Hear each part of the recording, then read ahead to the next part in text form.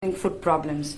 To know more on diabetic foot management, we have with us today Dr. V. Balaji, consultant vascular surgeon at Apollo Main Hospital, Chennai. Good evening, doctor. Good evening, hi. Why this topic of diabetic foot management, doctor? Well, we all know that diabetes is very rampant in our country. India's population is about 1.35 billion, out of which, as per WHO and Indian Diabetic Federation, there are 70 million supposed to be estimated suffering from diabetes. As diabetic patients live longer with the latest technological advances and latest medications, they are more likely to get complications. It can affect any organ, and one such organ is the foot, which is very important, especially in the elderly population. When the foot gets affected with either minor ailment or major ailment, the mobility gets restricted, and of course the lifestyle gets changed. I think that's the reason I think we should concentrate on diabetic foot problems also. And as a vascular surgeon, what do you think is the importance of diabetic foot management today, doctor? It's a very good question. There are a lot of reasons for patients to have diabetic foot problems, and one common reason for losing a leg, that is amputation in diabetes, is vascular disease. Today, if you see worldwide, number of patients losing limbs, that is getting amputated, is very high in diabetic population. To give you just the statistics, every 30 seconds somebody in the world somewhere is losing the limb because of diabetes. Unfortunately, the sad part is, in this 85% of the population, this could have been saved. Mainly because people are not aware about it, that is why they lose a limb.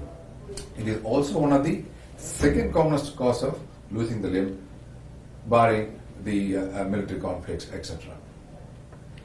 We've got one common question from many of our viewers: diabetes and foot. How are they related to each other? It is very much related to each other. As I mentioned earlier, diabetes affects all the organ, so is the foot also. There are three ways diabetes affects the foot. One, what is called arterial disease, as we discussed, the vascular disease. Second, what is called a neuropathy, that is what is called lack of sensation in the foot. Third, very commonly, is infection, which is very, very common. In fact, people can have a combination of all three also, and if you have a combination of all three, that's one very disastrous, and these are the patients who are at very high risk of developing gangrenes and amputations, etc. And what are some of the most common foot problems for people with diabetes, doctor? There are various stages, various types in which diabetic foot problems can arise. The commonest, the earliest one, what we see can be what commonly people say is corn, or what we call as callosities or hyperkeratosis. People can have what's called bursitis or bunions. They can have mild infections. Very commonly, they can have fungal infections, what's called athlete's foot or tinea pedis, or frank bacterial infections due to cracks getting infected in the leg. These are very, very common problems. And secondly, on the long term, the patient has diabetes for many years, for example, say 10, 15 years or so, they develop specifically nerve involvement. That is, they get all the nerve signals going to the feet getting affected, and they develop what's called a lack of sensation, what is commonly called diabetic neuropathy. It can also affect what's called a motor nerves or muscles, causing various deformities. Commonly, people having what's called hammer toes, that is, the toes getting bending to the plantar side, and the whole foot getting affected, what is called Charcot's joint. That is, the whole foot gets deformed, and because of the weight transmission, etc. So this is neuropathy. Vascular disease is very common. The symptoms, again, can be variable. To begin with, the diabetes affects the blood vessels in the leg. And that, how does it present? That is, when the patient is walking, you need a lot of oxygen for the leg.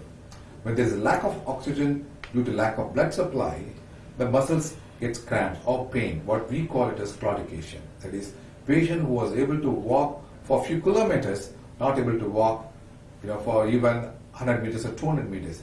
That is classically what's called a claudication. Then, if the patient continues to ignore at that stage, they get rest pain, that is, they develop pain even sitting at home or even lying down. They can't even sleep because of the rest pain. And finally, the patient doesn't seek any medical attention even at that stage. The skin starts changing color. That is what we call gangrene. That is very, very late stage, and we don't want patients to go to that stage. Are corns and bunions a sign of a diabetic foot disease, doctor?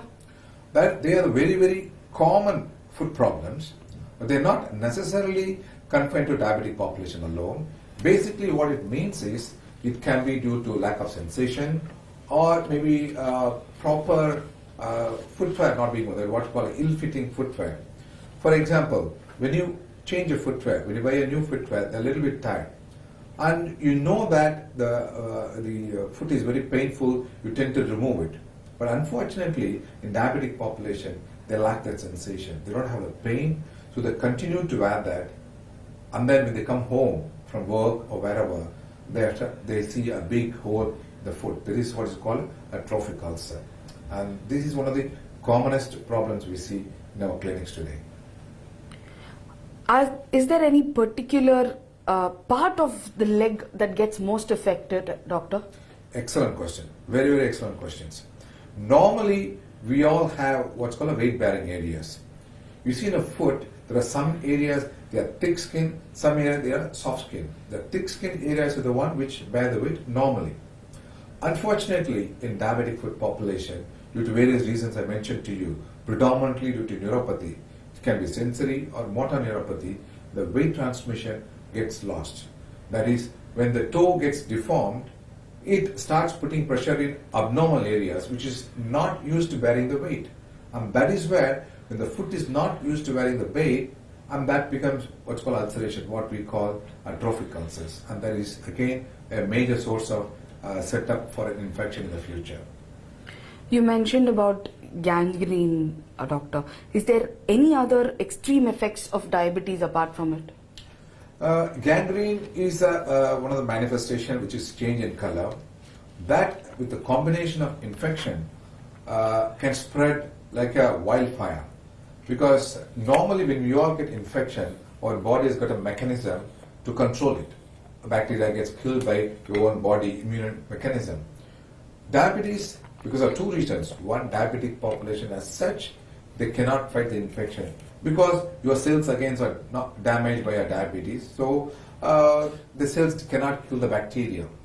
Secondly, as we have mentioned, because of gangrene, there is no oxygen, there is no circulation. So how will these cells get carried on to that area? So on two grounds. One, your diabetes is preventing you not mounting a response to infection. Secondly, because lack of oxygen, your cells or immunoglobulins are not reaching that area, so they are not killing the bacteria. So it's a correct setup for an infection to spread very, very fast. So if you have a gangrene with infection, and it needs immediate attention, like an emergency situation. Is there any particular range in diabetes that can affect the foot, or can it happen at any given stage of diabetes? Initially, what we talk about is the duration of illness. For example, anybody, even the well-controlled diabetes, for example, 20 years, 25 years, they're bound to get what's called a target organ involvement. It can be your eyes, it can be your kidneys, it can be your legs, it can be your arteries. So, the duration of illness is very important. In addition, you have other risk factors. For example, you have very, very poorly controlled diabetes. Your glycemic control is very poor. You tend to get these complications earlier. In addition, you have another risk factor. For example, if you're a smoker, if you have cholesterol, if you have blood pressure problems, you will get these problems very, very quickly. So you may be at risk of developing within 5 years instead of 25 years because all the risks add on to it. And is it hereditary, doctor? Diabetes risk sometimes hereditary. It can run in families. But developing a diabetic foot problem depends on how well you take care of it. Any complications can be avoided, prevented. I think it's better to go for prevention rather than cure. So in that way, you can postpone the development of complications if you take care of it.